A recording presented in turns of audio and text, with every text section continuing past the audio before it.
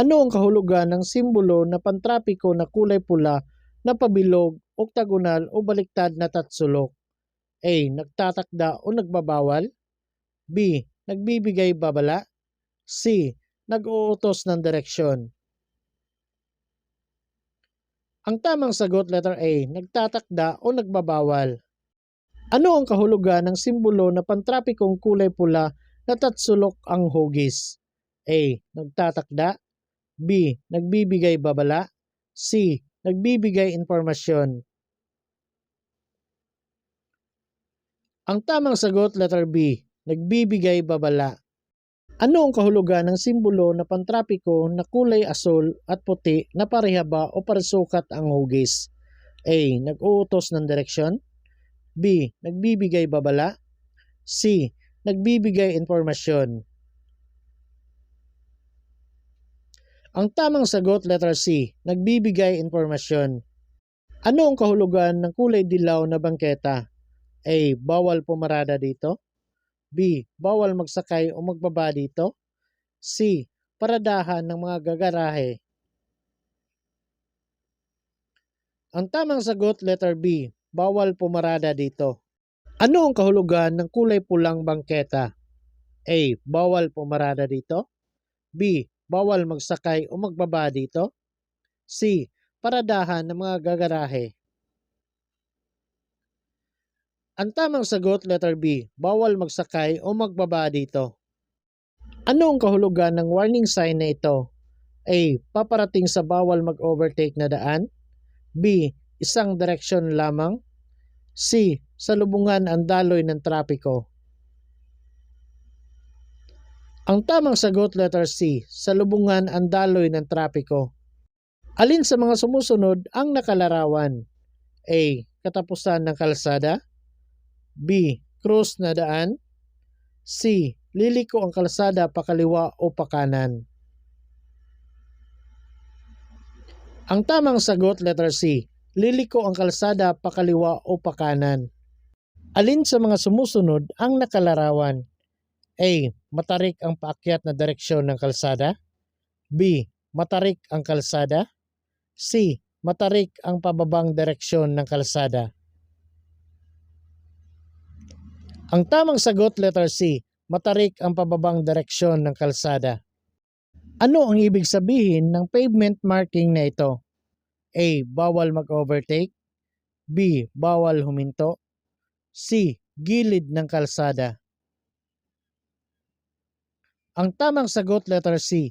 Gilid ng kalsada. Alin sa mga sumusunod ang nakalarawan? A. Bawal pumasok ang kotse. B. Bawal pumasok ang bus. C. Bawal pumasok ang may kabit na trailer. Ang tamang sagot, letter C. Bawal pumasok ang may kabit na trailer. Alin sa mga sumusunod ang nakalarawan? A. School zone. B. Lugar tawiran. C. Palaruan. Ang tamang sagot, letter B. Lugar tawiran. Alin sa mga sumusunod ang nakalarawan? A. Bawal pumasok ang jeepney. B. Bawal pumasok ang bus. C. Bawal pumasok ang kotse. Ang tamang sagot, letter A. Bawal pumasok ang jeepney.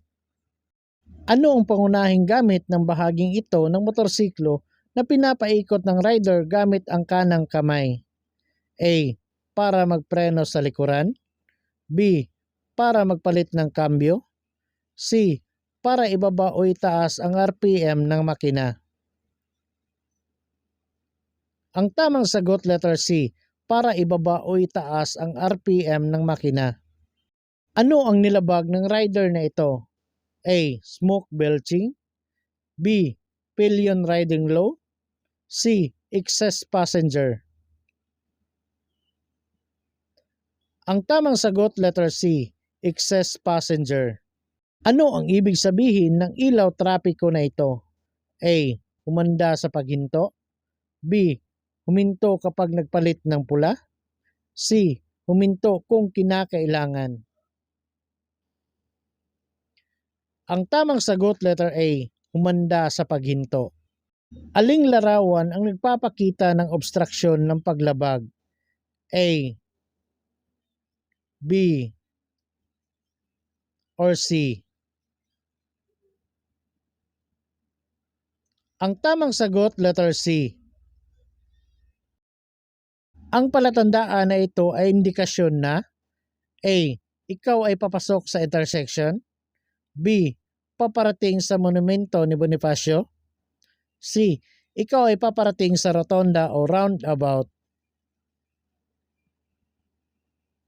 Ang tamang sagot letter C, ikaw ay paparating sa rotonda. Alin sa mga sumusunod ang nakalarawan? A, may tawiran ng tren sa unahan. B, may ilaw trapiko sa unahan. C, may stop na palatandaan sa loob ng 150 metro sa unahan. Ang tamang sagot letter B, may ilaw trapiko sa unahan. Ang mga puting linya sa daan ay A, naghahati sa lanes na tumatakbo sa isang direksyon. B, naghihiwalay sa trapiko na tumatakbo sa isang direksyon. C, palatandaan na maaring lumusot ng pakanan o pakaliwa. Ang tamang sagot letter B, naghihiwalay sa trapiko na tumatakbo sa isang direksyon. Ang palatandaan na ito ay indikasyon na A, manatili sa pinakakanang bahagi ng kalsada. B, palapad ang kalsada sa unahan. C, papalupot ang kalsada sa unahan. Ang tamang sagot letter A, manatili sa pinakakanang bahagi ng kalsada. Alin sa mga sumusunod ang nakalarawan? A, bawal dumaan ang tren. B, daang tren. C, babala ng sangang daan. Ang tamang sagot letter B, daang tren. Aling diagram ang tama? A, B, or C? Ang tamang sagot letter B. Alin sa mga sumusunod ang nakalarawan? A, bawal pumasok. B, magbigay ka. C, huminto ka. Ang tamang sagot letter B, magbigay ka. Ang palatandaan na ito ay indikasyon na A, ang kalsada ay may dibisyon. B, two-way na trapiko. C, bawal ang mag-overtake. Ang tamang sagot letter B, two-way na trapiko. Alin sa mga sumusunod ang nakalarawan? A, papalupot ang kalsada sa unahan. B, palapad ang kalsada sa unahan.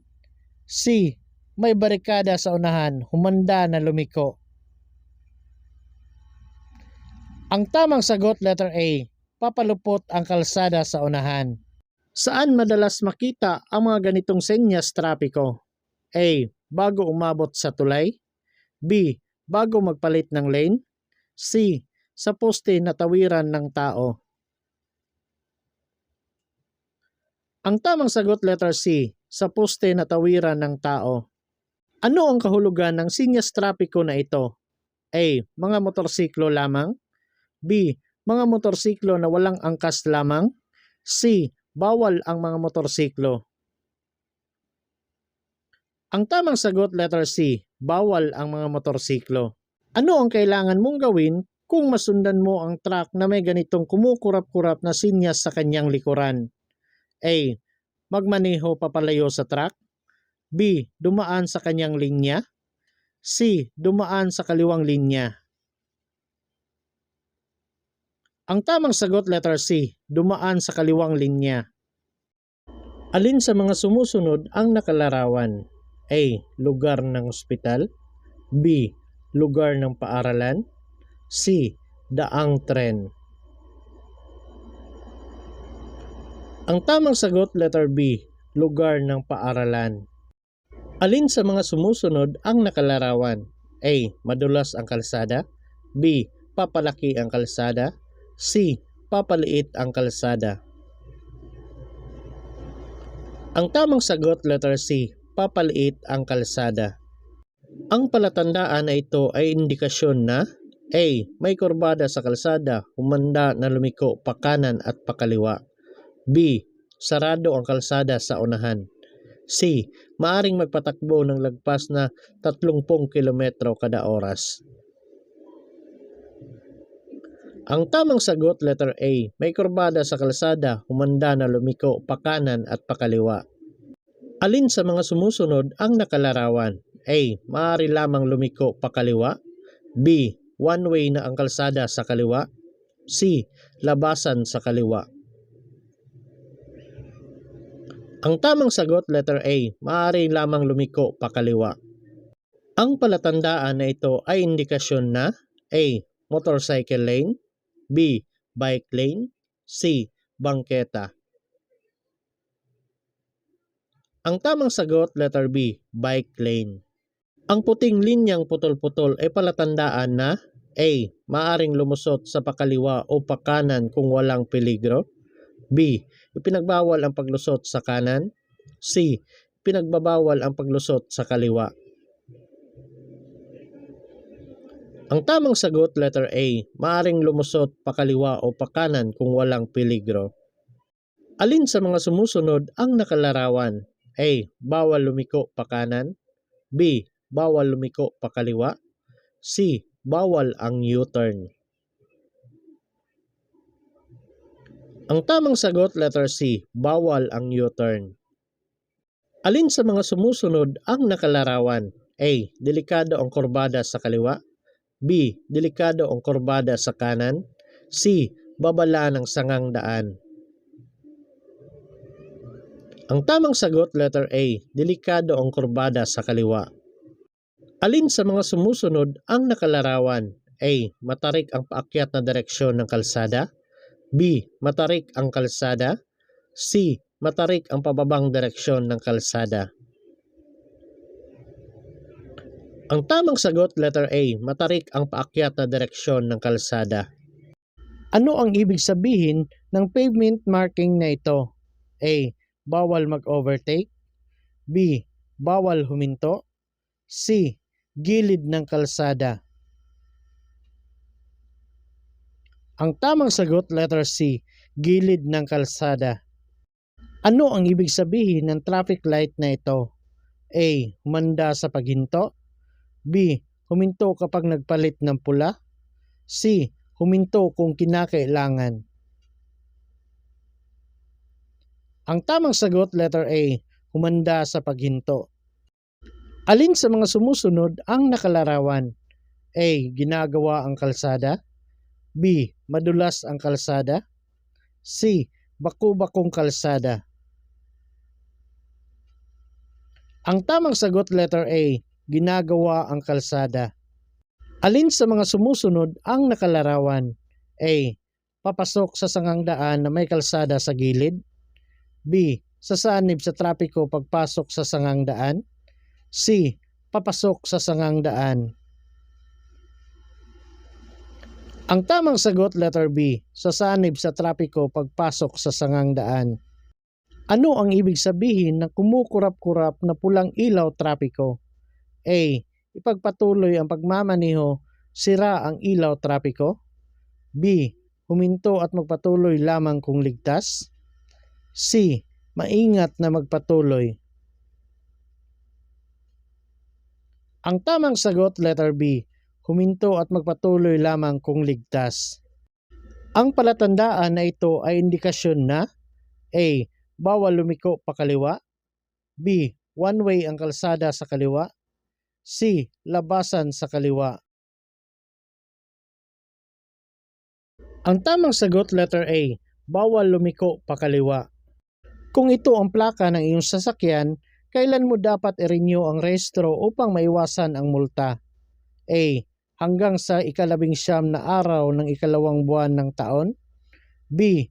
Hanggang sa ika-9 na araw ng ikalawang buwan ng taon. C.